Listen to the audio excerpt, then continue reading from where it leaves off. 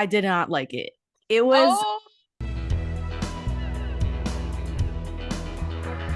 Hi everyone, I'm Sammie, hi everybody. I'm Lindsay. and welcome to everyone's favorite BL podcast, BL BL Buddies. Woo, we're It, doing something new. I'm so excited. So we Sammy. have, we've talked about how we wanted to start bringing people on, and we created Buddy Talk, and this is our first ever Buddy Talk, which I am so excited about. I met Jess, who is the podcast extraordinaire of Daebak. I would not go so far. Listen, I love your podcast. And we actually met through TikTok, and I was on her podcast a little while ago. We talked about the Airs, our, top 10 fave of all time. Stop it. Stop it. And we are excited to have Jess. So Jess, introduce yourself. Give them a little piece, not spice. Piece I was gonna of say your spice. podcast. We're going Explain spicy, everything. Sammie. I didn't think we were going spicy I yet. know, Oh, we're going man. spicy today. Well, I am so glad to be here. Thank you so much for extending the invitation. Like Sammie said, my name is Jess, and I host the Daebak Rambles podcast, which is mostly K-drama reviews. And then the past year, the C-dramas have been C-dramaing. So I've been doing a smattering of C-drama reviews as well.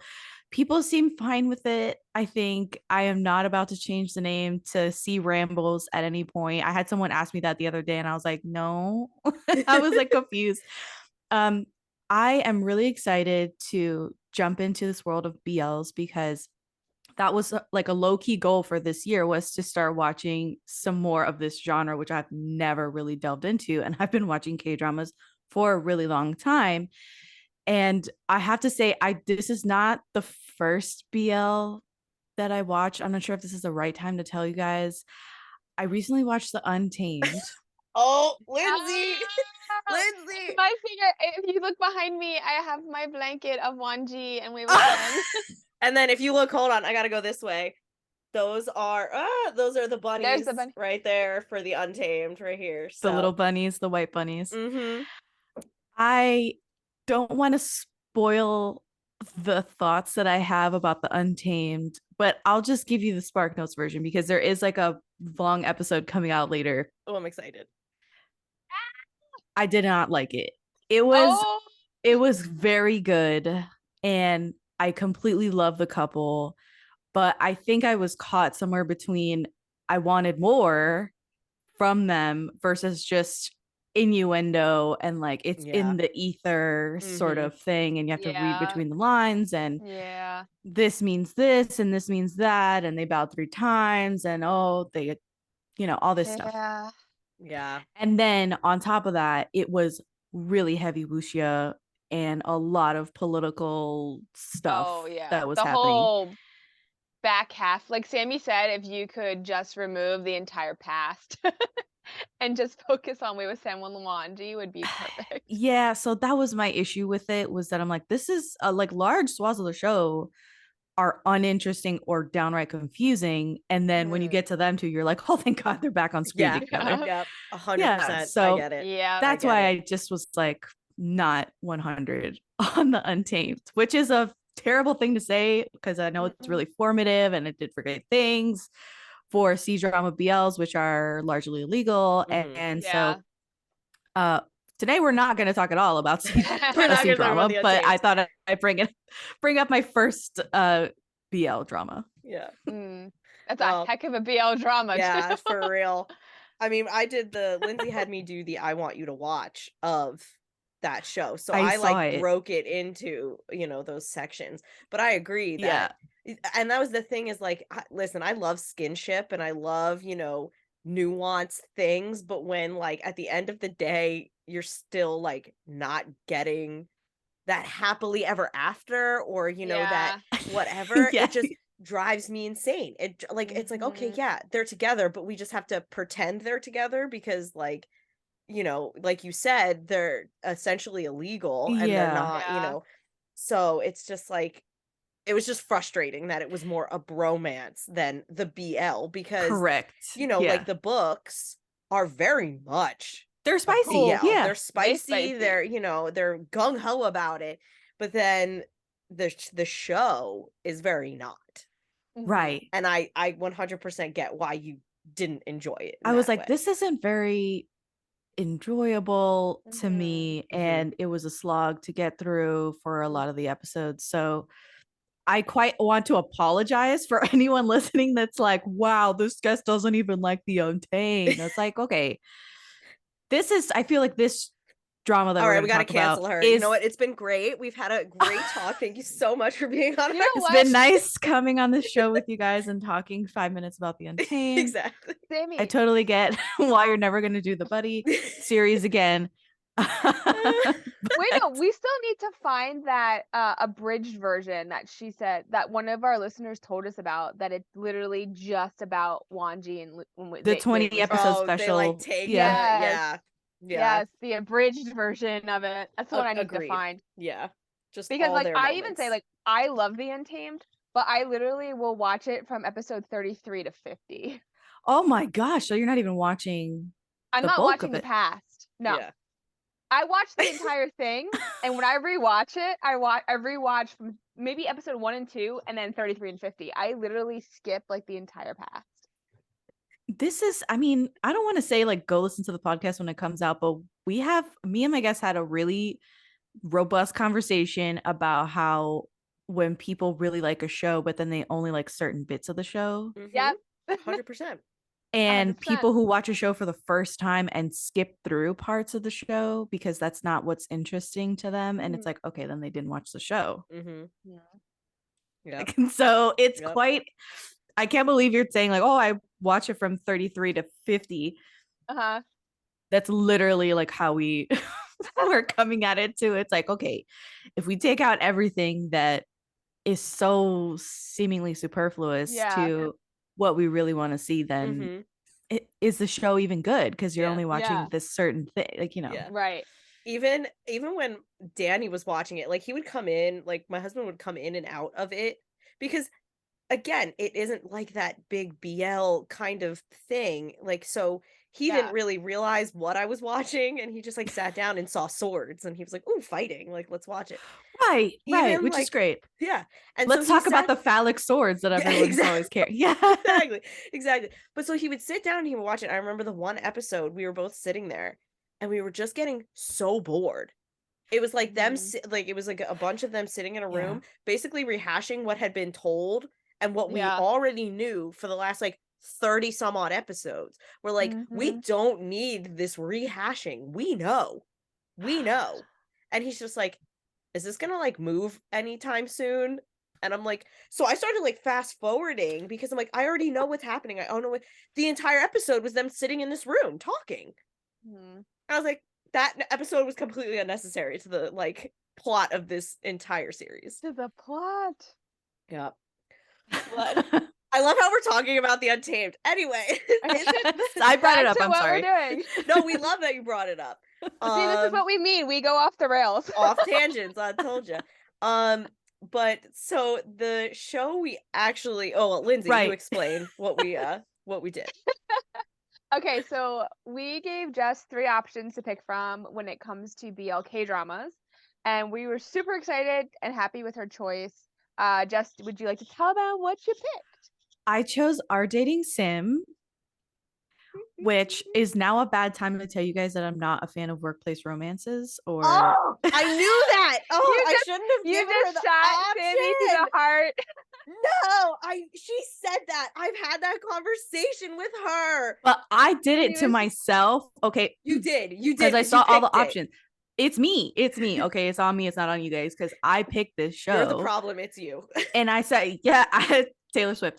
And I thought, I'll just get out of my comfort zone and watch this show. It's only 8 episodes, and the plot seemed really cute, and I've already seen these tropes and this sort of setup before, so I was like, this seems like really comfy, so I picked this one. And I'm happy to say that the workplace stuff and whatever they were working on, which in this case was the dating simulation game, was like not even a thing in the show. So I was really happy to see they just cut out all of that nonsense that I dislike, which is whatever drama surrounding the project or daily in and outs of working in an office. I do not care about it. And that always takes me out of the drama. This didn't have that issue at all. So we're good. Awesome. All right. So the short and sweet synopsis, I found this on, I think on like Drama Wiki or whatever, and I loved it because it literally summed it up perfectly. It's a story about what happens when two men who have been friends since their school days meet again at work and create a dating simulation game. It stars Lee Sung-gyu, who plays Shin Gi-tae, also known as Eddie, because they give them American names in the storyline. Nickname. Yep. And Lee Jong-hyuk, who plays Iwan, also known as Ian. And all right, let's go into it, because I don't know. It was probably one of my favorites of this last, 6, I think it came out this year. Yeah, it came out in 2023. Yeah. And it's probably my favorite one of this year so far. Really? Yeah, I loved it. I don't know why it sucked me in so much. I think I really liked. You just love Eddie. I do. I have such a crush. You love on Eddie? That. Okay, oh this my actor. God, I have such a crush on that man. Like, whew. But I just really liked their chemistry. I thought it felt natural. It was like it felt one of like the most natural of the BLs I've watched in recent time. Like they felt like they had been friends for years, and that they, are rekindling that friendship, and then it becomes like the romance. But yeah, I just felt this sweetness to them. I agree. I think that I came at this with a really open mind. I knew that it was 8 episodes, but I didn't know the episodes were only 15 minutes long. So when I started, I was like, oh shit, this is like one of those weekend web dramas that I used to watch all the time, that I loved them. I don't know why I stopped watching these web dramas, because they're so easy to watch. They kind of hit the sweet spot. They get rid of all the fluff and the backstory and the random serial killer and stuff. And they just kind of get to the meat of the issue and what we really want to see, which is these two and their rekindled romance. And I really thought that, like I said, I was so blessedly incandescently happy that they did not have any of the workplace like nonsense that you usually have, and that the coworkers were really nice and supportive. And for some reason, coming into this one, because forgetting the Untamed for a minute, I thought there has to be some sort of issue with them being gay in this society, and maybe some people not supporting them, and that was totally not the case. And I was like, this is so easy and nice and pleasant to watch. And I think my main issue was with just the backstory, because I had questions about it. Because the BL plot holes. Yep. I was it's only now that I'm thinking through it that I'm like, why did they? So Kite did not reach out to Ian for 7 years, even though he was Game Boy on he was the Game Boy commenter on his site. Oh wait, spoiler alert. Spoiler alert. Oh God, sorry. No, we always do that. We always forget, and then we just like ruin the whole plot line of shows. So it's all good. Is there like a cutoff? I'm sorry, I like went full on for spoilers. We literally we just like keep going. We just always say spoilers after we already spoiled it. Okay, so spoiler. I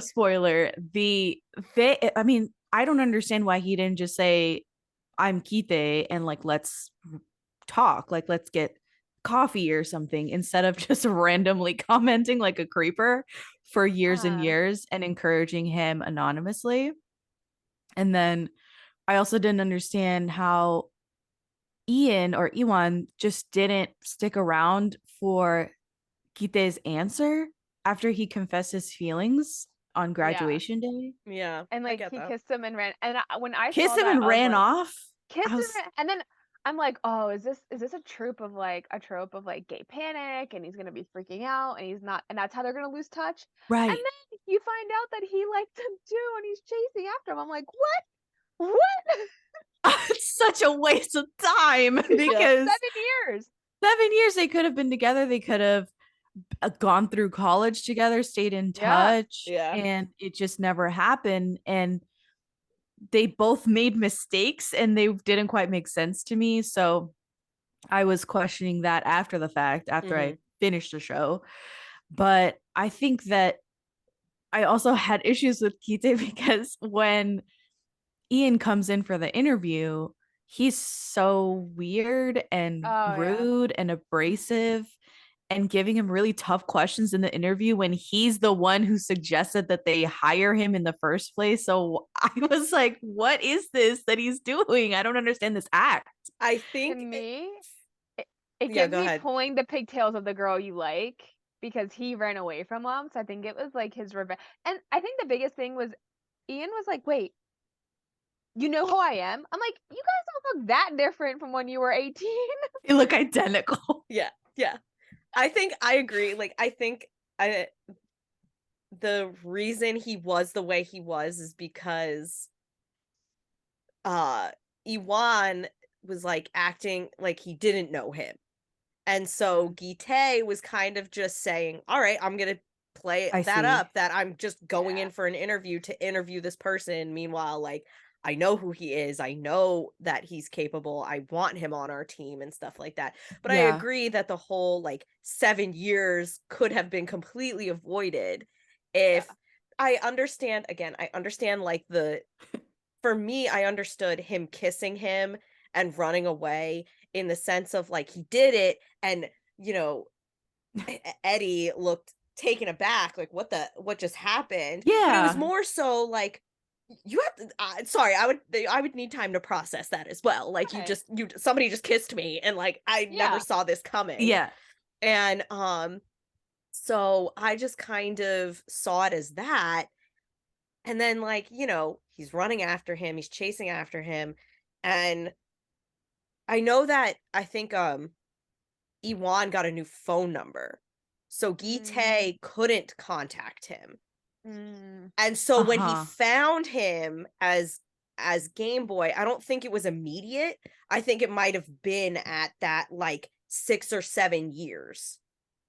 Oh, I see. So it wasn't years and years that he was following this artist. Yeah. It was just relatively recent. It was and when he realized who it was, he was like, "Oh, I need to get him on. I need to hire him." Exactly. Instead of actually reach out as a person and say, "Hey, I just remember me? Remember me? You know, we shared this time together, formative time in high school, and I love you, and let's get together." And that didn't happen. It was very backward, but you know, that's fine. I think I think they could have explained that better, but I think that was because I've watched I have watched it a lot of times. I'm just being It's only 2 hours long. Exactly. I've watched it a multitude of times. Like I could probably quote it if I really wanted to.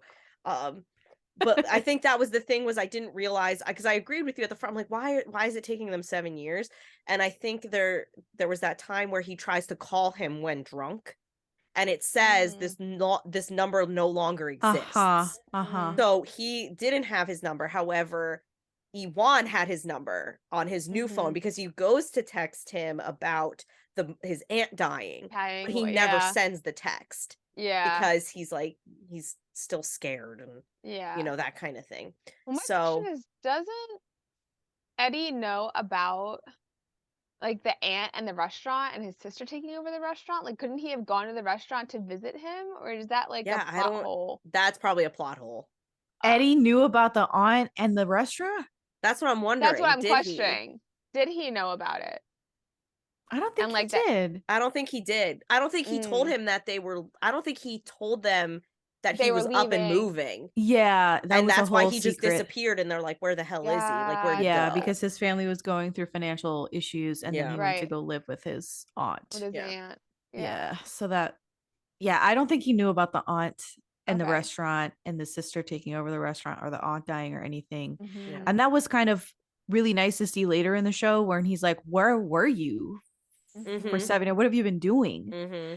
And he has that whole webtoon that he created just for him. Oh, yeah, to for his show birthday him. I was like, gift. oh my god, that's so cute. That was probably one of my favorite scenes, was when he did that for his birthday. Yeah.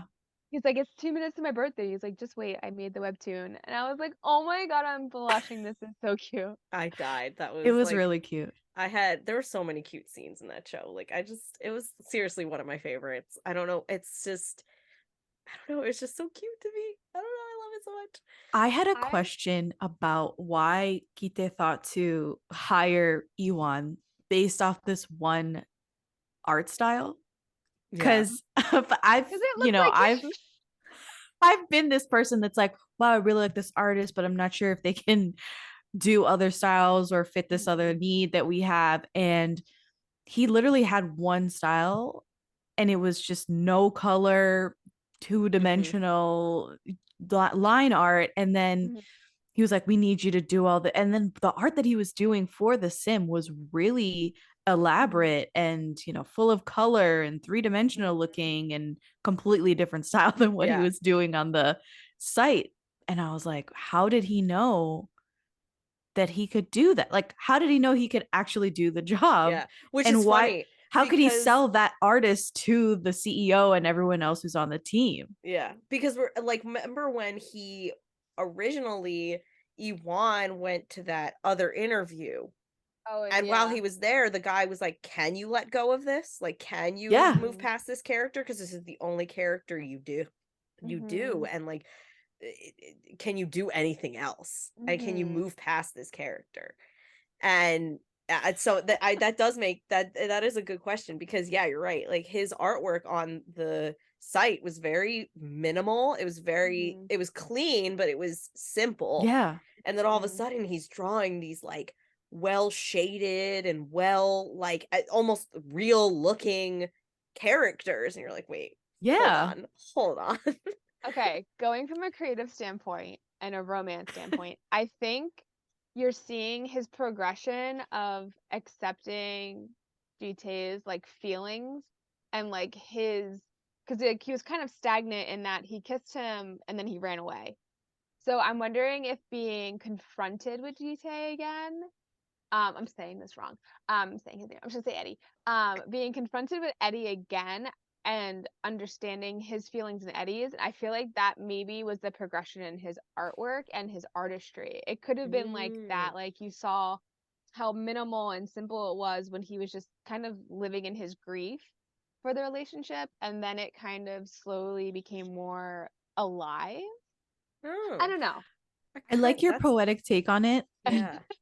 Only the sim game, what was a 3-month job? So I was like, wow, he made this much progress in 3 months versus the 7+ years. Love changed him, Jess. Love changed him. So I mentioned the CEO. I almost checked out of the show when it's episode 1. Ian shows up for the interview and the CEO says something really weird. And I was like, this guy is so weird.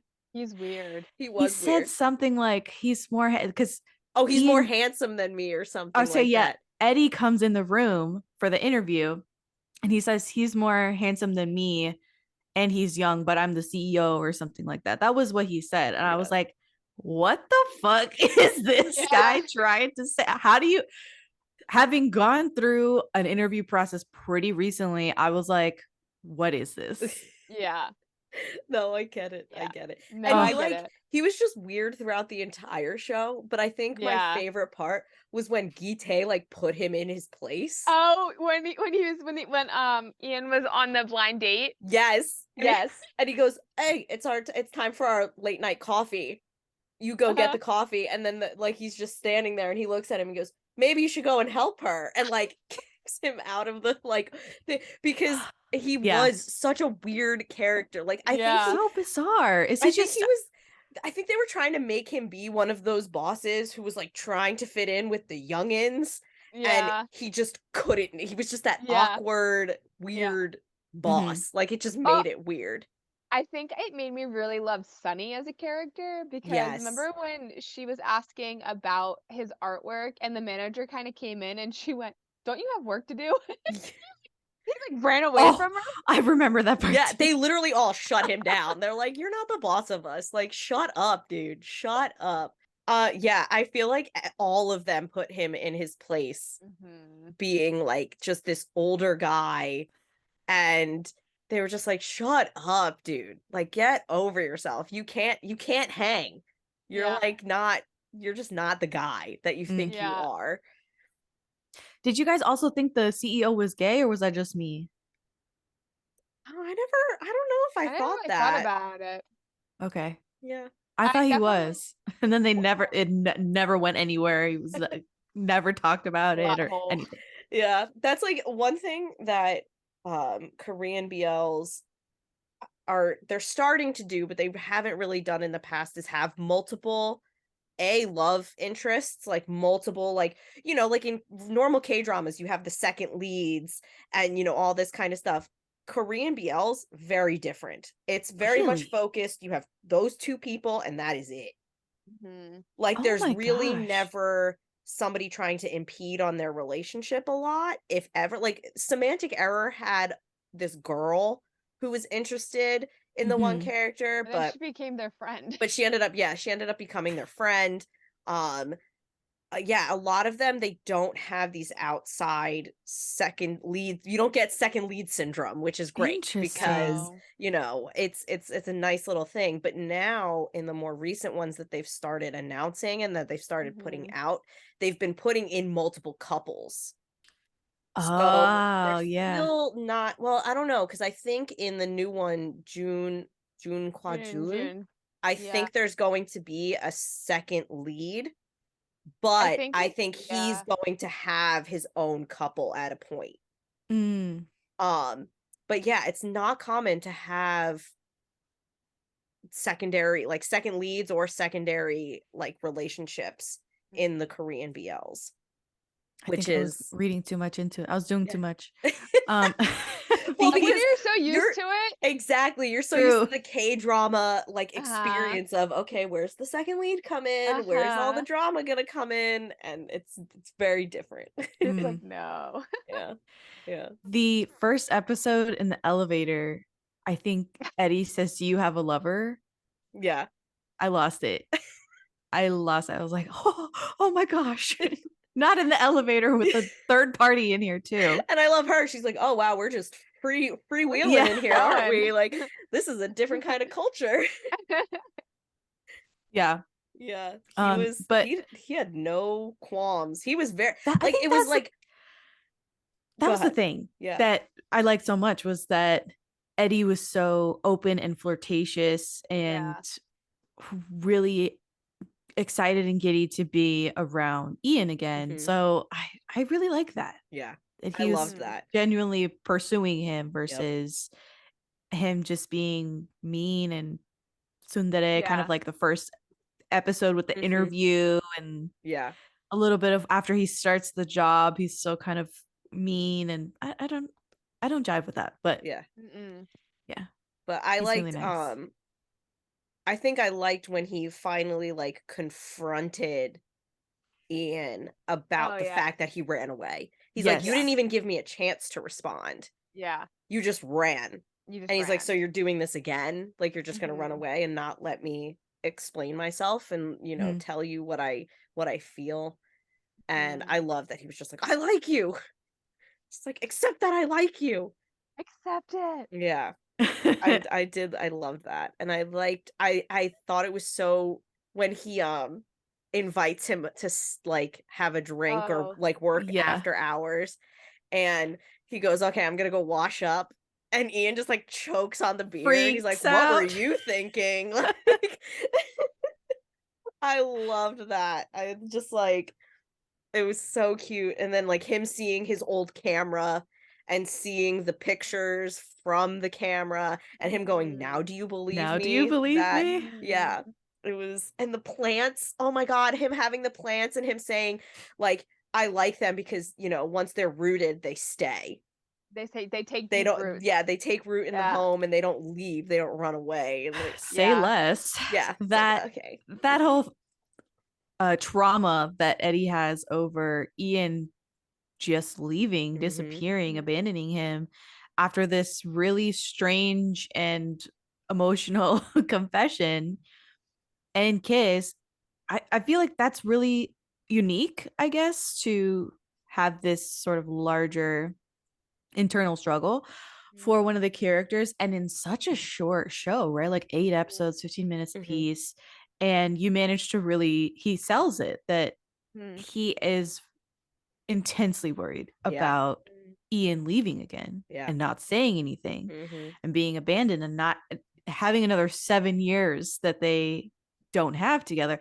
And I really sort of like that. I gravitated toward that a lot. That scene still, like, I still get a little emotional whenever he's like running to find him because he's not answering his phone. He's not, and he just thinks that he's disappeared again.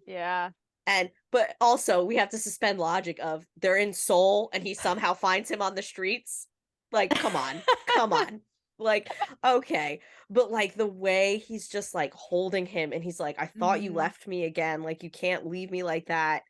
And just like his emotions, like I felt that shit, man. I felt that thing. Like, it was heart-wrenching. it was like, I genuinely felt like, yeah, man, I teared don't up. leave him again, bro. Like, come on. And then you had the whole plot of, you know, that original guy coming back and offering him, you know, because he had changed his style from just one character and he's showing more depth.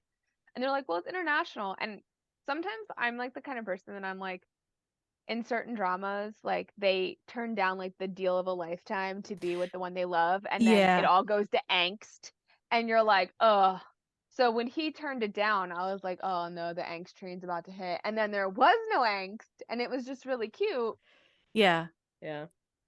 But I was I appreciate that too. That I never thought of it that way, as like the deal of a lifetime. You turn it down and like all hell breaks loose in your life and you should have taken that deal. But I think in life, it's more like, well, I'll just do this other thing and it'll be great. And you just make the most out of whatever you're passionate about or something that you've decided to do instead. And that's what happens here, that Ian is like, well, I'm going to do this series on, it was like a webtoon series based on The Sim, and it's going to be great. And everyone's really excited about this new opportunity that came from him doing the Our Dating Sim versus going abroad and doing a more traditional, I guess, route of success for these artists. So I like that. I thought that was a really positive thing. And I'm an angsty bitch. I love angst in K-dramas, C-dramas, whatever. I'll get it where I can. But I was very appreciative of the fact that they didn't go down this rabbit hole with these two dudes, because they could not. Especially with Gite and his abandonment issues. It would not have gone over well. I was like, this is not gonna end well. This is gonna be not great. Because I was worried, and like, my thing with that whole situation is, why didn't Iwan just like say to him, like when the guy shows up at the whatever and he gets like super drunk, like why didn't he just say who he was? I know it was to add to the drama and to add to the whatever, but like if he just said, yeah, I interviewed with this guy earlier before I, you know, got the job with your company, we're just gonna go out for drinks. Like, okay. Also, how did Gite know that Ian was there after he turned down the job? Remember, I think he walks out the building. I think the building where the guy was offering him the artist abroad thing was nearby where they I think work, that's what he said. Or there's like a district that they're in. Gotcha. And then how did he know where he was? Yeah, he just showed up. I don't think he knew where he was. I think when he walked out of the building, he was like, oh, because he was like on this main thoroughfare. Yeah. I think he said like, I had something in the area. I was just like walking past. I can't remember exactly. But going back to that scene was question cute of too, though. Yes, it yeah, it was. was because they have this like they hug intensely, and Yeah. you're like, oh my Okay, god, sorry. please don't take Yeah. the job. But the reason why I think he's so secretive about who this guy is who comes to see him at the office and the whole job offer and even the 7 years, I think it has to do with him just being an intensely private person and someone who is super independent and never wants to show anyone their vulnerability. And again, like if I was in his shoes, never mind the 7 year thing, which to me doesn't jive, but I can understand it. If this happened to me and this guy came to see me at the office and I was like with my crush of 7+ years and we just rekindled and gotten back together, I would probably do the same thing that this guy did, that Ian did. And I'd be like, oh, he's like this guy. Cause now you have an idea of what the 7 years did to Eddie. That's true. And you don't want to like true. trigger him again. You just don't want to have him worry at all. I think that's also, he doesn't want him to worry about him. Yeah. It's very early in their relationship too. So yeah, I would be like, yeah, it's some other guy. And then like just the dude. I would do the same thing.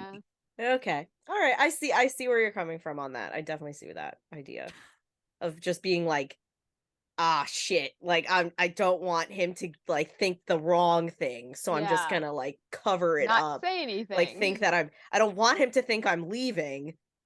Yeah. I'm just, I'm gonna head out real quick. Also makes it bad because you're hiding it. Yeah. Like it's a catch-22, honestly. Yeah. Like it is. You're gonna lose either way. Yeah. One way or the other. But I think the drunk kiss though.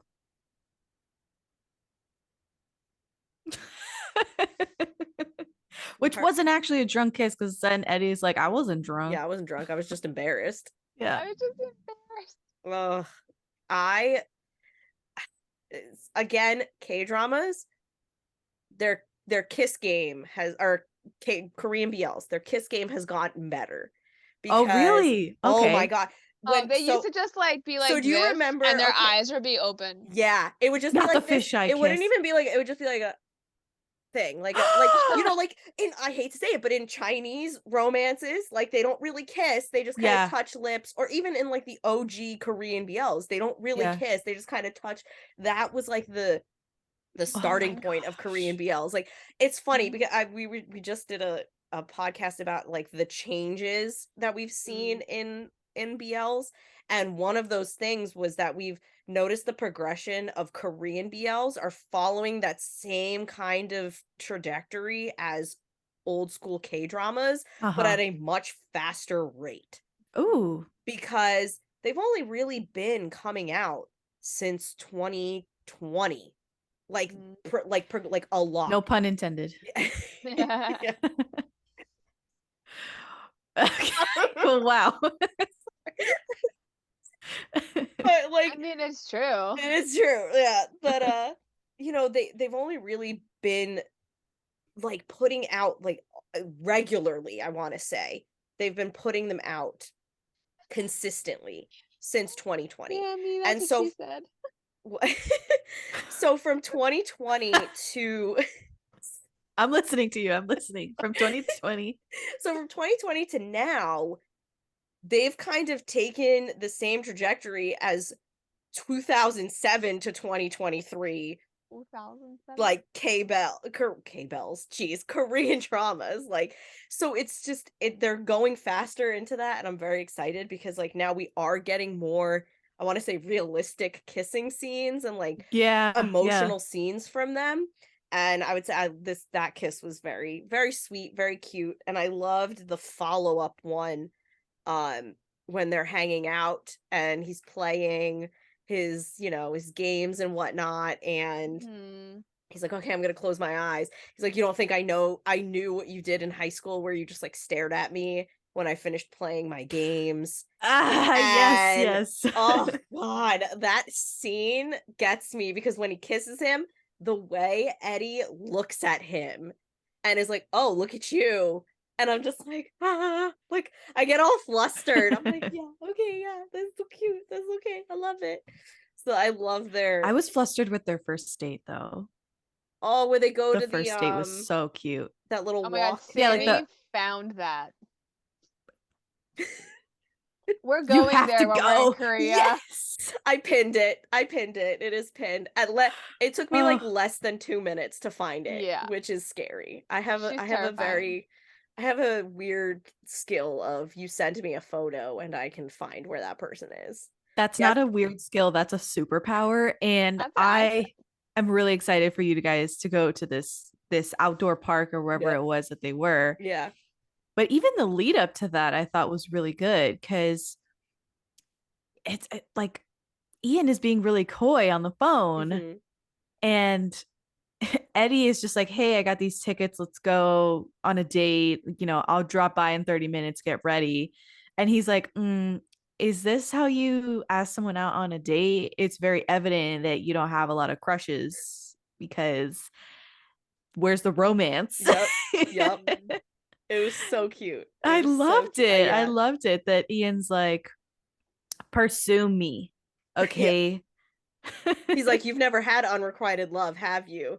Like, Yes. get to you gotta grovel a little bit. Yeah. But You like when gotta he's beg." talking about unrequited love, like Eddie's face during that one meeting, he's like, "No, bitch, I do have unrequited love. You kissed me and then dipped." Yeah, right? Right. It's true. Yeah.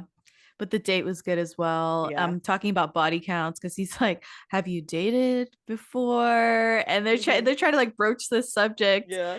and they each get a little upset when the other one's like, "Yeah, I've dated one person or whatever. It was in college," and Hmm. it's very cute and believable and just adorable to Yeah. watch them together. Yeah.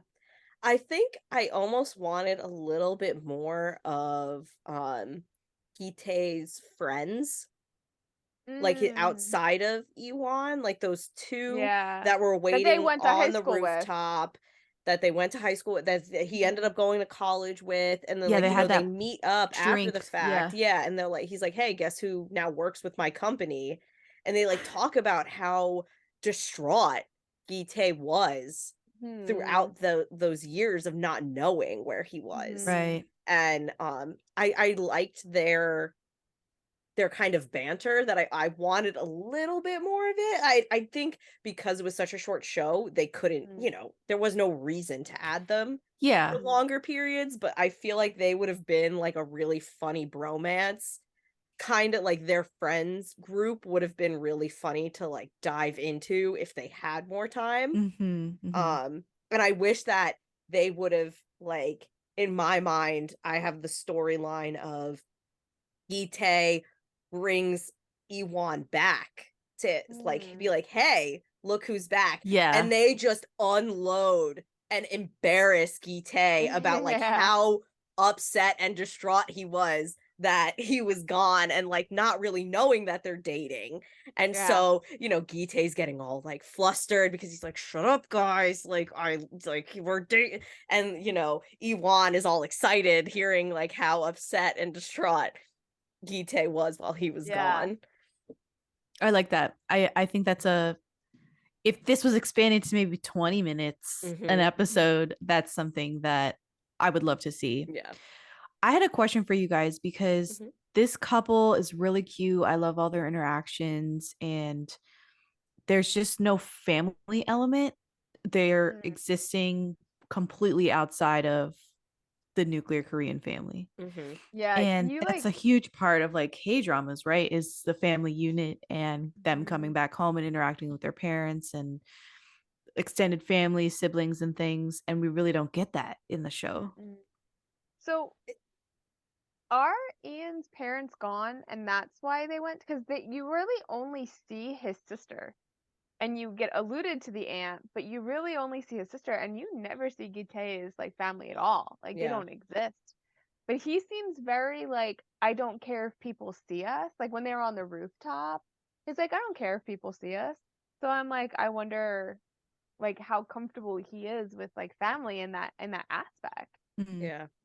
I think in a lot of the BLs in Korea, family is not Mm. a large player. Really? Yeah, I'm trying to think of. Well, this is so shocking. That's a Yeah, huge no, it is. difference It's from the not. Yeah, no, I mean, heteronormative K-dramas. yeah, no, Light on Me, they never really talk about the parents. Stay With Me, they don't talk about the Stay With parents. Me, they don't talk about the parent, or My Star, they don't talk about the Mm-mm. parents. It's Mm-mm. not really a topic. Like I'm trying to think if parents ever come in. The only one that I think parents even were mentioned was Love Tractor, and it was never about them Their dating. It was about the kid relationship. leaving college. Like it was never a broached subject. Yeah, it's true. Yeah. The Yeah, the parents, family aspect is really in Thai BL, and yes. it's usually very toxic. Mhm. Oh Yeah. God. But Yeah. never so much in Korean BL. Yeah. And especially, you know what? Now that I think about it, like they're Light on Me. They're in high school. I feel like there almost should be an aspect of family Of because they're Oh parents. yeah. going home every night to their Yeah. parents. I But mean, even then, they don't talk about parents. Color Rush, I mean, it's just him finding his mom, Yeah, and they trying to never find really his allude mom, to the but never parents. mention Yeah. the parents. Yeah. Mm-mm. Yeah, it's parents are not a thing in the Korean BLs. Right, That Jun and astounds Jun. me. Yeah, Yeah, they're you're not right. talking about. Considering like in K-dramas, they can be some of the biggest plot points, like of Mm. they're not going to accept this relationship. Or they love these people. You have to impress this person and they're this loving family yeah, there's not many Mm. parents. I wonder if pretty soon you'll get some, Yeah. and that'll Probably. be Yeah. more angst filled Yeah. The because one, maybe you know there's what, now just a that you level say of that, acceptance that you that need to go through in yeah, the the angst plot. filled the only one where the parent the only one where I know a parent was like involved was Where Your Eyes Linger. Mm. That was one of the first ones to come in 2020. And he was the bodyguard to the kid um because the father knew of the son's indiscretions. And so he wanted this bodyguard to keep him, out of those Oh, problems. I Yet the see. bodyguard straight up fell in love with him and they both fell in love with each other. And the boy goes back to his parents or his dad, and he's like, I hired this kid to keep you in line, and instead you go and like betray everything. And so the bodyguard comes and is like, it's my fault, I should have been able to control myself and all this. And then he just like gets the absolute shit kicked out of him by like the father's like other guards. And the young boy, the one he's bodyguarding, is like, just stop, I'll go to America, just like leave him alone, like let him whatever. So he moves off to, I think, either England or the Oh my US. God. And he comes back like 5 years later or something like that, and is like, did you miss me, kind of thing. Oh my But that's God, the not the only time jump. time, yeah, that's the only time like a parent played a part in. And even in Mm. Japanese ones, they don't parents aren't really. Really, I think Taiwan parents are in Taiwan there, but they're usually and very Thailand. supportive Yeah. in Well, Taiwan. Taiwan I Taiwan. consider to be Yeah, they're like the A star of yeah. Asia, because they've got gay marriage and Yeah. They're the everything. And only country with it. yeah, the only Asian country with it. So like they're very open to it. So they're, Oh wait, mm, All the Liquors. Is that one with the parent, with the dad? no. Where he what's the one where at the end, like, he like I thought it was All the Liquors. No, what's the dentist one? My Tooth Your Love. Oh, My Tooth Your Love, that's Taiwanese though. That's Taiwanese. Yeah.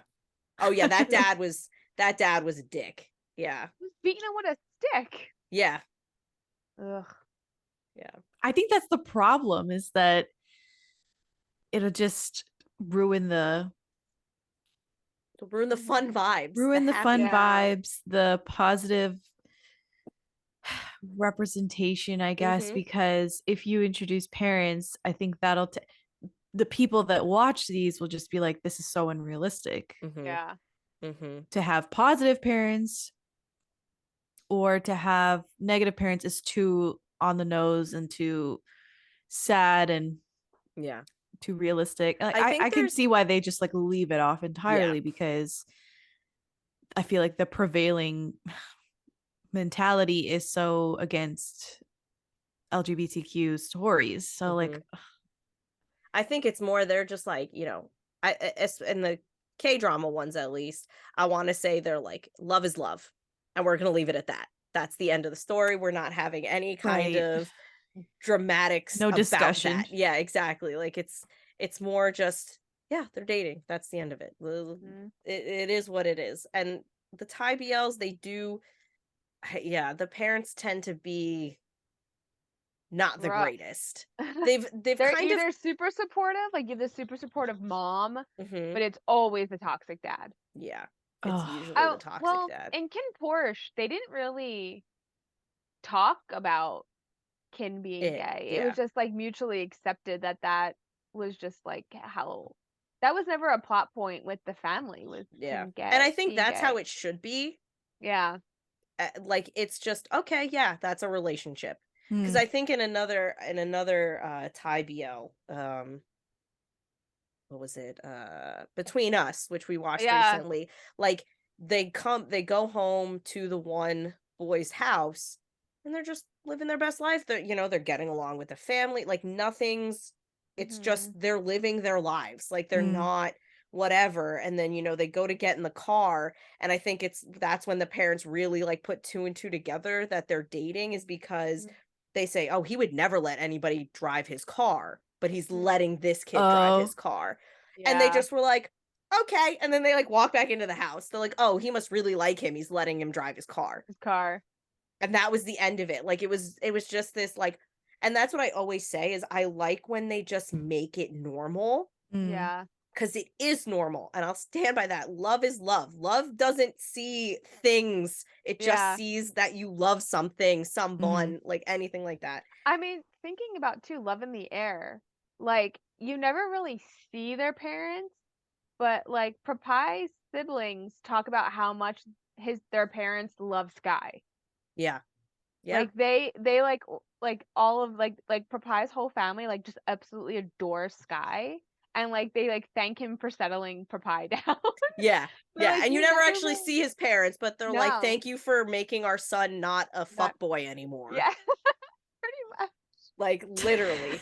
It's great. It's great. They just like Sky becomes their favorite child. And the siblings and Papai just accept it. It's and true. I'm like, oh, that's so cute. Like that was never a plot point either in Love in the Air. It was the parents. Yeah. It seems like some Thai BLs are getting away from the toxic parent plot point because it's been used so much. It's overplayed. Yeah. And I hope that they don't bring it to Korean BLs at all. I don't need it. I don't need it. It's very, like I said, I think, and you know what I think another reason that the Korean ones don't have it is because they don't make long enough shows. That too. Like all Korean BLs are in that 8 to 12 episode, 15 to 30 minute point. Like they're not ever longer than that, which sucks because we want more. We don't want the Untamed. Semantic Error was longer. But no, the I think Semantic Error was like 30 minutes each episode, and there was maybe like 12 or 13 episodes. Like it might have gone a little over, but it really, and then like, the one thing that they did do, or they're starting to do, is add season 2s to which Korean I'm not BLs. liking. I'm not, well, yeah, we know. Season 2. Yeah, the season 2. Well, let's hope that Choco Milkshake has a better season 2. But like the thing is with, and Jess, you watch a ton of K-dramas too. Like when a K-drama ends, it ends. Yeah. So like how do you make a season 2 on something that got wrapped up? Like it's how do you do it? And so like with To My Star, we loved it. Like loved the first season. It was great. But then Lindsay hated the second season because they had the character essentially revert back to his old bad ways. And then like we started the story again in a worse situation because they had been dating. Yeah, it was not. And it was like, why would you do that to us? Like, just like let it be the happy ever after that we want. Like, just end it. End it. Give them I don't like the hard series. reset. I do not like the hard reset on some season 2s that happen. And again, I'm not the person that's going to sit here and be like, I love season 2s. It's a great idea. I love multi-season K-dramas and C-dramas and all the rest. No. No. That was always the appeal to me of K-dramas, was that they just, after 16, 20 episodes, you're done and you don't have to come back for a season 2, because that is all that there is here in the West. The media is constantly looking to capitalize on the same stories and characters, and there's multiple seasons. I mean, how long has Grey's Anatomy been on? In fact, over here, if a show, Grey's Anatomy and all of the other soaps, it's ridiculous how many seasons they have, and a show is considered unsuccessful if it only has one season. Which is crazy. Not the case in K-dramas. No. I mean, and those K-dramas become like money makers. They become these massive things with one season. We don't need more than that. Look how angry people were when Schitt's Creek decided to end itself, because they didn't want to be obscure and create episodes and go for like 20 seasons. It's true. I love Schitt's Creek. Ooh, David. But the baby. The baby. The baby. Hold in the cheese. Danny got me on a totally random tangent of Schitt's Creek. Danny got me a dishcloth that says "Fold in the cheese." I love it.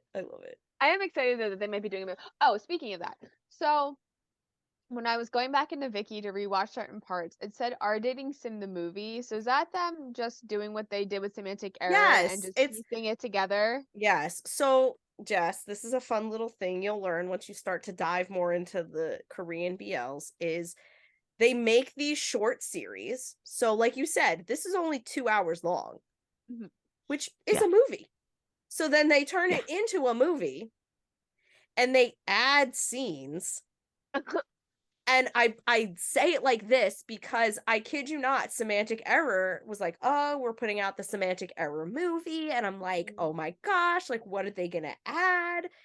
They added some B-roll and like a singular conversation between the one character and his best friend. And I went, that is not what I want when I want additional scenes. No, like I want the relationship to be better. I want it to build. I want it to whatever. So they do these movies and don't really add much to the show at all. But I think it's just, instead of making a season 2, they got to figure, they make money in a different way and they make it into this movie, and the movie can then, go into theaters and they do fan events, and so you get to meet the cast. And so there are, I guess I know why there's reasons they do it, but then don't put it on Viki. It's not different. It's just, you don't have to skip to the next episode. I think too, though, Sammie, Ghost Host That's so lazy. Gave your expectations of extra scenes so high. Because their extra scenes were longer, spicier scenes of the character. It was longer kisses and like romance and all of that. It was like what was in the show for 5 minutes was now 15 minutes. It was great. If Korea could do that, so high. If Korea could do that, I would be very, very excited. This doesn't sound all that uncommon though, because when I started watching K-dramas, there were a few, like, I don't know if you've seen the show Iris. No. Iris is like a spy thriller with a dash of romance in it show. And it starred Lee Byung-hun. I don't know, Mr. Sunshine. Do you know that guy? Okay, Okay. So it starred Lee Byung-hun. And it was like a tremendous success. They did a season 2. So Iris 2, really rare back then, because this is pre-2010, right? Wow. This show. And then it was so successful they did an Iris movie. And all 3 things were distinct and different. See, that would be enjoyable. Right.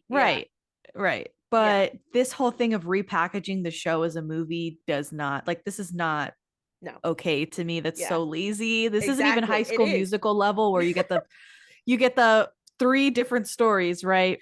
Yeah. But then the last one they just threw it in theaters. Is that's a movie that you can watch? Yeah. See, I would have been like I would have almost been happy with that if like the movie was a completely separate storyline of the two of them, not what I've already seen. I already know. I already like have digested. Like it just doesn't make sense. And I was like, why do you do this? Why do you do this? Why do you do this? Yeah. And it's only the Korean ones. Like Thai doesn't do that. Thai, like, they make special episodes. Yeah.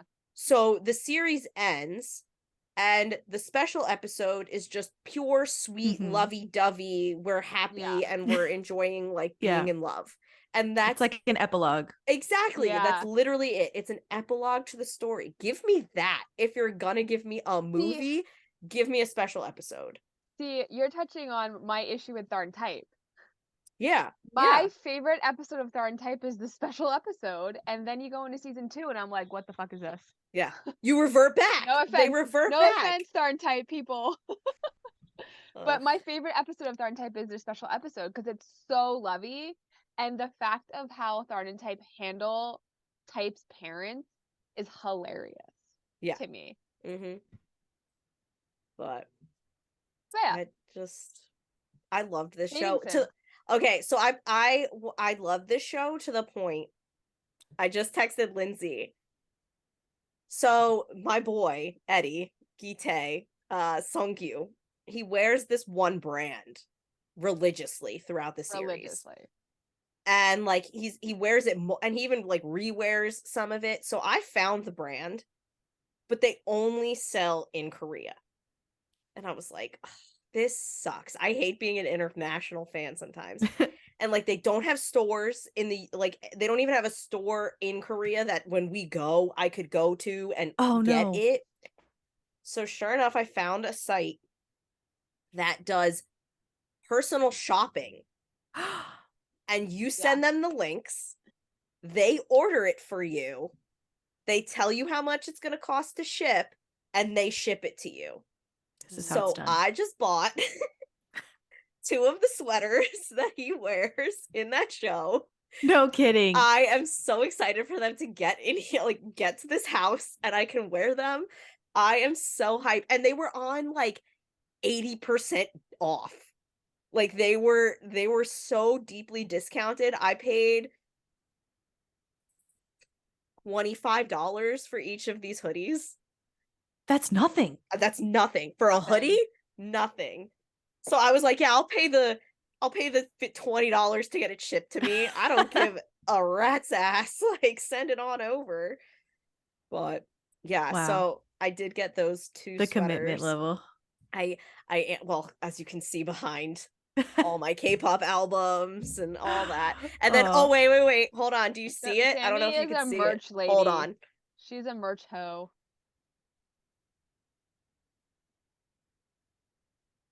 My god, who the one? Not the who the one pillow. So I just want to say I didn't buy this. I had a friend. I have another one over there. That's him as well. Whoa. I did not buy these. I did not order these. My friend got them made and shipped to me because I love Udon that much. Oh my god. Where is that from? Where's that still from? Save Me or this I think is it looks like Tempted? Save Me. All right. I think that one's from what was that, Mad Dog? Oh, Mad Dog. Okay, yeah. That one. I think this is Save Me because it looks like he's wearing a school uniform. What a babe. Oh god, I love him. It's either Save Me or Tempted.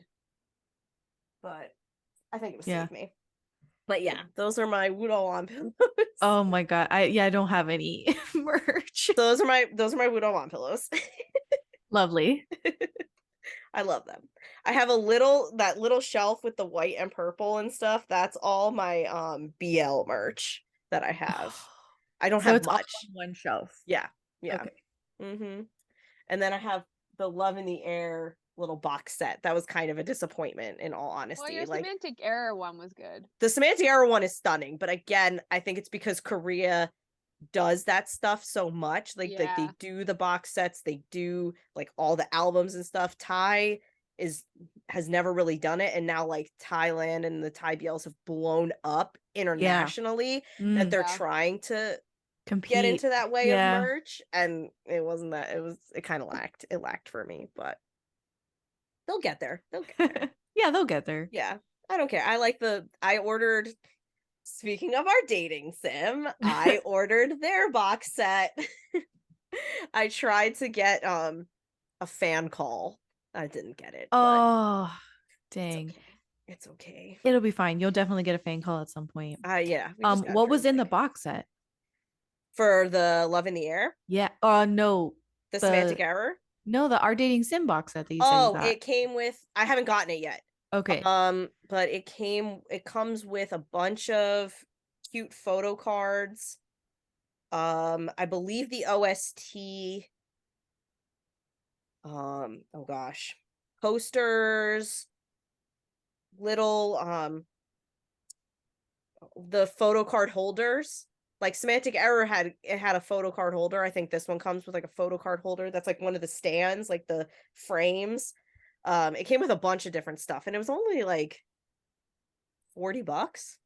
Oh, so, not bad. It wasn't a crazy expense. So I was like, all right, $40. Like I have money. I'm acting like I have all this like just expendable income. I do not, but just YOLO. You only live once. Yeah. I feel the same way. Yeah, you guys, listen. You're making the money to spend it. My YOLO is us going to Korea right now. Yeah, that's true too. Yeah, we are excited. I do have several Our Dating Sim locations pinned. I'm sure you to the map. How are you gonna film them? For the most part, they film them in Seoul. Like it's like there's a lot of parks. They go to a lot of parks. So how are you going to like when you get there, what are you gonna do? Like what's your we haven't planned any of that yet. Oh, okay. So because we're probably gonna be recording everything on our phones because we both have like. We did bring our fancy cameras and stuff. Like we do have the vlogging cameras. But I think because my one friend doesn't live here, she lives in North Carolina. So we're kind of meeting there. And I think like the first night is literally just us making a game plan. Yeah. But since we're there on our actual like 1 year anniversary, we're definitely gonna celebrate. So I said that we got to get one of them fancy cakes that you always see in like the K-dramas. Yes. With like a 1 year thing and absolutely. And have like a little celebration and a little photo shoot and celebrate all that, and then just kind of just walk. I mean, a lot of the places, funnily enough, they clearly film in like a section and they stay in that section. So like a lot of the places I've pinned, they're like, okay, this is like all walking distance. I could take. I wonder if it's just all like it's easier to get permits and stuff for this one area versus getting like all over the place. Yeah. And outside of Seoul, I've noticed there's a few outside of Seoul that like, which means I'm gonna apply actually for the international driver's license thing, so we can drive. You can drive in Korea. Ooh, at least they drive on the right hand side. They do drive on the same as us, so it's not gonna be too scary. Just gotta learn how to read fast. Yeah. But yeah, so all in all, at the end of the day, yes, what is your like final thought about Our Dating Sim, and did it convince you to watch more BLs or like maybe try a different country's BLs? Or right, because now I've done 2 country BLs, right? You have to the Untamed, which is a lot, and then Our Dating Sim, which was good, maybe not enough. Maybe I need to go and try a Thai BL or a Taiwanese BL just to see if those are different or I like those better. But this one was really cute, really refreshing. There was a lot of sexual tension and memorable kisses, and there was just a nice simplicity to the plot, and it was really fun, easy pacing, really charming protagonist. And I like Eddie a lot because he was so flirty and seductive. Like he was like actively trying to seduce Ian. So it's just really effortless, and I'm not sure if the other ones are so effortless as this one. Like I in know different the countries or Untamed is definitely not effortless. No. Would you say like are you in other countries or you mean in like Korean BLs? Are you worried that they're not as both effortless? Okay. Like I'm definitely gonna watch more, and this didn't hinder me from watching BLs by any stretch. But yeah, I think it was just maybe I just need to find one that has a little more angst to it, a little more stakes, because obviously this one didn't have high stakes at all. Yeah. I'm trying to think of ones that have high stakes that aren't employed like coworkers, because a lot of the Korean ones that have been coming out are employees, like work I don't think romances. It's high stakes, but it's not work romance, but you might enjoy Semantic Error. Yeah. Semantic Error is a really cute one. It's a cute one. Light on Me. I liked Light on Me. That had angst because that one actually did have a second lead. Yeah. And at first you didn't know. I'm telling you, like I think both of us said we didn't know who he was going to end up with. We had quite my god. We're kind of like, wait. We were like, wait. Where is this going? Like who is he going to pick? And we liked that one a lot because of that. She might like Papaya Sky's version of Love in the Air. Love in the Air, yeah. The first 3 episodes of Love in the Air took me a long time to get through because I wasn't a huge fan. But then I got to the second couple and I really enjoyed it. Yeah. I don't think Thai BLs are gonna be I don't think you're gonna like them. Really? No. Oh my god, tell me why. How do I explain this? Because I do like them, but sometimes you like the amount of eye rolls I have to give. Yeah. Oh no, why? Because like either they've like completely just ignored plots that they started in the beginning, and you're like, wait, where did that go? Oh my god, I'm such a plot person too. Then Thai is not your route. I'm telling you right now, Thai is not your route because they've gotten which. I mean, other than the terrible parents, she might enjoy My Tooth Your Love. Yes. That's Taiwanese. That's Taiwanese. So that's honestly, anything other than Thai, I think you would like. Really? The Thai ones, again, while I like them, we both get so frustrated with the plot holes. And like they, you know, and then another thing that I tend to get frustrated with is they put too many plots, which is why we get plot holes.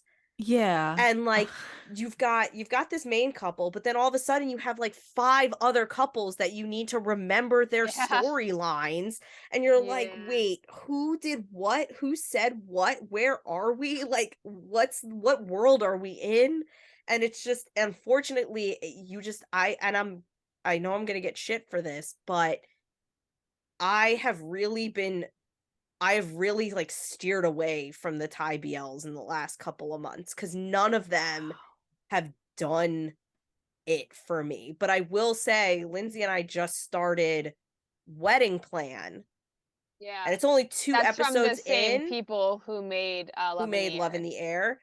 And I have to say, this so far, it's very cute and very good, but it's only 2 episodes. We've only gotten 2 episodes. So they could get effed up pretty quickly. I'm having a feeling, considering like the bride in it said something about like his family is weird and they're getting married because of her family, and I'm like, oh shit, we already know the family angst train's coming. But then my brain's like, is this just gonna be a plot hole and the parents have nothing to do with any of this? Oh no. Yeah, it's true. But you guys mentioned Kin Porsche, though. Is that worth it? Oh, Lindsay loves Kin. I fucking love Kin Porsche. We do love Kin Porsche. We do love Kin Porsche.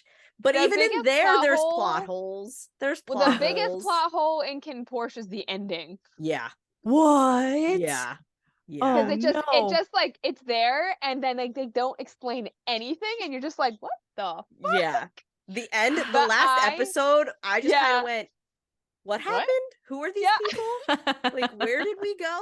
It was very weird. And Lindsay's favorite couple is this couple that, well, I'd say second favorite. You do love your what would you say? I don't know. I love Ken and Porsche. I love Kim Chae, and they really don't spoil this for her, because I love Kim Chae. But Kim Chae, they like they had said, even like themselves, like Jeff Satter said, are we even in the same show? Yeah. Because it was such a weird it was just they kind of threw them in when they had like this dead air.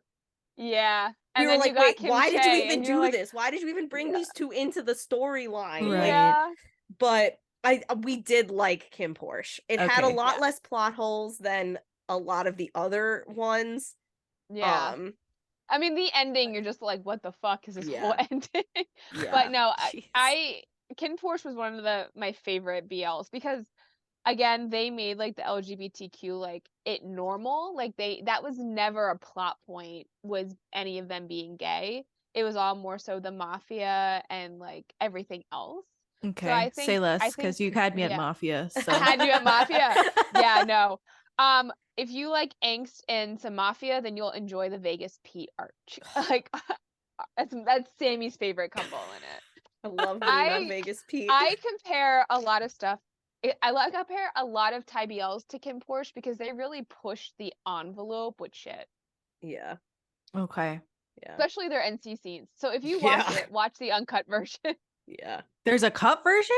Oh yeah. There's an uncut version. Oh yeah. Yeah. That's how raunchy. And that's the one thing I will give Thai BLs on, like, but like as a plus minus to it is their scenes have become a lot more like spicy. And I love spice. But we've discussion. Talked about this. Yeah, we've had this discussion where now they're kind of forcing these kids to do these scenes, and we don't. You can feel how uncomfortable they are. Yeah, like it doesn't make sense. They don't have a chemistry. They don't really have this like. It makes no sense to the plot. It's more so they're putting it in there to like bait you to watch, and they're just like not good. But Kim Porsche did it really well. Like the reason those scenes were there was they had feelings behind them, and they had reasons for being there, and that's why I really liked them there. But yeah, like more recently, we really enjoyed Between Us, but they had their NC scenes, and they were just not it. They were just like very.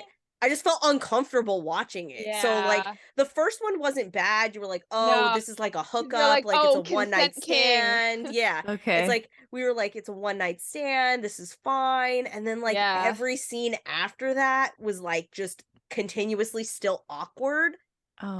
That I was like, I don't want to watch this. I don't want to do it. Oh god. No, okay. No, thank you. I think too that was like Love in the Air. Like Boss and Noel made me like scenes were weird, but like Papaya and Sky, man, like the beginning of them is just like going at it, and you're like, what the hell? Yeah. But yeah, some Thai BLs are. I think they saw how crazy people got over Ken Porsche and how spicy their scenes were, so now they're just trying to use it to lure people in and make it for money. And yeah, some of them were just really awkward. Yeah. But if you want to watch a Thai BL, I'd give Ken Porsche. Yeah, I would give Kim Porsche the seal of Lindsay's approval on that one. Great. I will have to keep in touch with you guys. As soon as I start, I'll be like, hey, we can do another BL buddy. We can do another buddy talk. You'll just be a regular on our we'll just talk about it. I'm down. Oh, you know what you should also watch? Which one? You should watch Choco Milkshake. Oh yes, Choco Milkshake. Choco Milkshake is so flipping cute. If you like the like sweet cuteness of this show, like that's the relationship of the cute Choco Milkshake. So and Choco, the acting in that is superb. Yeah, it's really good. But Choco and Milk, the reason the name is what it is, are a cat and dog. that get rebirthed as people, because this boy is extremely lonely and like is essentially near, like, just, he's making depressed plans in his head. Yeah. And so they can see that on the Rainbow Bridge, and they ask okay. And so they ask him, I they got ask it now. him there, and they say, can we go and keep him happy? Okay. And they come back, but they come back as humans. But the fact that, like, Choco and Milk, Choco's the dog, Milk's the cat, they literally are a dog and cat. Yeah, their mannerisms. Mannerisms are such like a dog and a cat. Like, the dog, first of all, he's this behemoth of a man. He's like 6'2", stunning, like built like a brick shit house. Like, just absolutely. But his dog personality was a freaking little Shih Tzu kind of like puppy. But he acts like a puppy. He follows him around. Oh, he, his like, face, he cuddles him. He'll, like, if he's got something on his face, he goes and like licks it off. Like, he's very much a dog. And the cat is, and then Milk is very much a cat. Like, don't fucking touch me. I didn't say you could do that. Like, I'll like you, but I'll tell you when I like you. And like, just it was so well acted of them being a cat and dog that you just like fell in love with them. My favorite thing is Milk looking at Choco and going, "Why do you look like this as a human?" Yeah. This isn't what you look like as a dog. That's a really cute one too, and that one's short. I think that one's like 11 episodes, and same like 15 minutes. That's something I have to get used to for the Korean BLs, that they're so short and sweet. I mean, they're very similar, like, and that was the thing. They all started as web series. For the most part, they're web series, so you can bring back your web series love. Revitalize the web series. Yes. I'm so excited for season 2. I hope they don't destroy it. Yeah, they're bringing it out for they announced this season 2, and we're like, don't fuck it up. Don't mess it up. Fuck it up. Yep. I really hope. Yeah, that's a cute one. If you liked the cuteness of this, you would really Choco Milkshake is definitely another cute one. Then if you want the mafia angst, go Kim Porsche. Yeah. Okay. If you're feeling you want to kill somebody, Kim Porsche. Yeah. Oh God. Okay. You want some blood and torture? That one's gory. It is pretty gory for a BL. Yeah. Like the actual mafia aspect, you're like, they are literally pulling teeth. Oh yeah, at one point, I don't want to ruin it. I don't want to ruin it, but at one point there's a torture scene. There's a torture scene, but then there's also like they kill a guy and they send the head. Yeah. Not even a fish, like Godfather style? The head. It's like they open a box and it's his head. Then his head's just there in the box. Yeah. Like it's right. It's violent. Yeah. Bet. Bet. Well, I want to thank you, Jess, for being on our first ever Buddy Talk. Yes. And we definitely are going to have you on again. Yeah. Do you want to tell everybody where they can find you and where they can listen to the Daebak K-drama Rambles? Yes. So first of all, thank you again for having me on. I really appreciate you guys taking the time to educate me on BLs and suggest so many great shows, because now I'm like booked and busy. Like I have to watch some BLs along with everything else that I'm watching. Well, you're a busy girl. I don't know. I don't know either, but I genuinely, like, I started the year off and I was like, I have to get into this genre because I feel like it's untapped in my own life. So I really appreciate you guys just explaining some things and diving deep on this cute little show, Our Dating Sim. And then you can find me on all of the socials at daebakpod, DAEBAK pod. And I'm really active on Instagram and TikTok. But if you want to message all of me, your content. Thank you. I try really hard. But if you want to message me on Twitter or Facebook, that's fine. I answered someone the other day on Facebook and I was like, this is weird, but this was nice. Right? Wait, are we allowed to call it Twitter anymore? Isn't it X right now? What is it now? I heard that and then I was like, is this for real? I was like, what? It's so weird. On my phone, when I just look at my phone, the Twitter thing is still the tweet thing, right? And it says Twitter, but then when I click to open, I have X, the document, phone. Like the folder that it's in on my iPhone, it opens and it's an X and it says X. Yeah, That's how it looks on my phone. And then you open it and it says like send tweet. Like it says tweet, but it's still everything is X now. Everything is an X brand. It is literally such a mistake. What were they? I'm not gonna call. Hey, I just X'd you. It's so foul. It's so like, foul. Why would they think to do anyway? So may or may not have had a Twitter for much longer on Daebak, but that's fine. And then obviously you can listen to the podcast everywhere you listen to podcasts, Google Play, Apple Podcasts, Spotify, like all of them. So I'd love to have you over there. But and the Patreon, yes, I have a Patreon, and that's patreon.com/alwayscriticpod, which is the OG movie podcast that Daebak is a spinoff of, if you didn't know. But yeah, so if you want to join the Patreon, Sammie is a wonderful contributor to the Patreon feed, and she's also got a hot take on there if you want to listen to it. So fun times. Yep. I got you good that time. You got me good, because then I was recovering from I had a cold and then I was recovering, and I told you like, oh, I just kind of don't make me laugh too much because then I might start coughing, and you came in hot with your hot take, and I was like, what? Oh man, but it was good. It was a lot of fun. And yeah, so you can find me on all of those.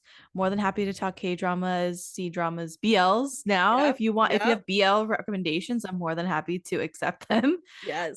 It just will take a minute to get ramped up and watch some more. Not these little Korean ones. These Korean ones are really short. Yeah, they are. Cute. Yeah. Yeah. The Korean ones, and even Taiwanese ones are pretty short too, right? Yeah, right. I got through My Tooth Your Love pretty quickly. Yeah, I think those two are the shortest. Definitely not Chinese and Thai. Thai, like the 50 episode Untamed. Yeah, exactly. Thai is like, they're like 13, 14 episodes. So I wouldn't say they're that bad, but they're about an hour each. Okay. So it's not too bad. But there's a new Chinese one out, which no one can figure out if it's a BL or not. It's a remake of a Chinese BL that apparently was the reason BLs are no longer made in China. Oh, in China. Yeah. It was quite spicy. Yeah, it's called, the new one is called Stay With Me. Okay. But the original that it's remaking is called Addicted Heroin or Addicted something. Yeah. And it was like raunchy. Ooh. And apparently it's the reason they stopped allowing kisses in China for the BLs. But no one knows how this one's going to play out, because if it is the Addicted remake, then are they going to have those scenes, or is it just going to stay a brotherly bromance? Yeah, I'm wondering when they stop censoring BLs, the floodgates are going to open. I'm sure there's so many that are just in the can already done. Oh, absolutely. And they cannot air. Yeah. There's one from the creator of the Untamed. She had made Heaven's Official Blessing, and people have been waiting for that for years, and they said that they weren't going to allow it to come out. Yeah. But they had Word of Honor. Isn't Word of Honor also part of it? It is. It's from the same person, but Word of Honor is very much like they took the actual BL aspect out of it, which is a shame. It sucks. It sucks. But my Heaven's Official Blessing, I fucking love that. Gosh. She's very Untamed, all that. She loves all those. I love me some fantasy shit. She does. I do. And the others don't really, and no other country really does the fantasy BL. No. I haven't seen any fantasy BLs. No, it's only Sammie watched the worst vampire one in the world. Oh God, Kissable Lips. It was a Korean one. It's actually with a kid who's now debuting in that Zero Base One group, that K-pop group. And here's my thing. I like happy endings. I don't like not having a happy ending. And this did not have that, and I was very mad. I remember you saying the whole thing about the 25, 21, 25 or 25. Yeah, 25, whatever. 20. Yeah. 25, 21. Yeah. And I know that doesn't have a happy ending. In the sense of romantic happy ending. Okay. So I was like, I'm not watching it. If I'm here for romance, romances by design have happily ever afters. So don't give me a non-happy ever after.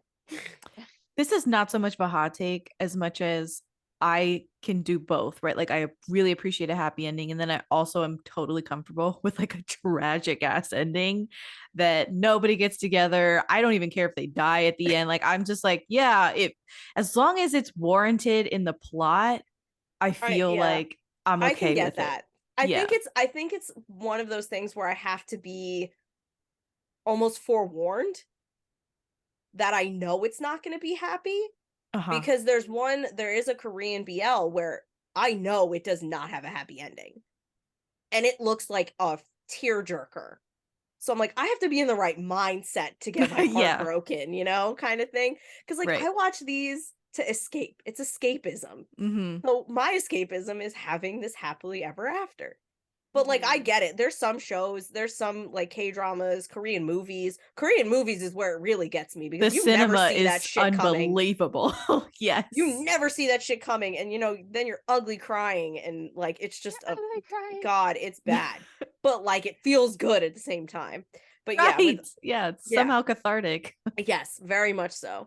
But with the BLs, I want a happy ending. I just want them to live a happy life. I just want that. I just want to see them run off into the sunset, But well, all right, guys, that is our episode, our first ever buddy talk. I think this is probably our longest episode ever. I think it is too. Ever. Oh man, sorry. So, no, this is great. Fine. We're excited. Like this is why we wanted to have these, because we wanted to be able to talk to.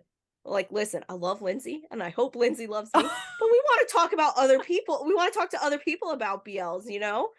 And this is like such a great way to do it, and like the fact that we kind of started your BL journey is exciting for me. So I'm very excited to see where you continue, and you can always reach out to us for where if you have any questions or qualms about the BL world. Totally. So I want to thank you for coming, and everybody go and follow the Daebak K-drama podcast. We love it. She's just great. I love her. I love listening to her podcast. And check us out. We have tried to start posting more regularly on our socials. We've been pretty shit at it, but lately we've been trying to get better.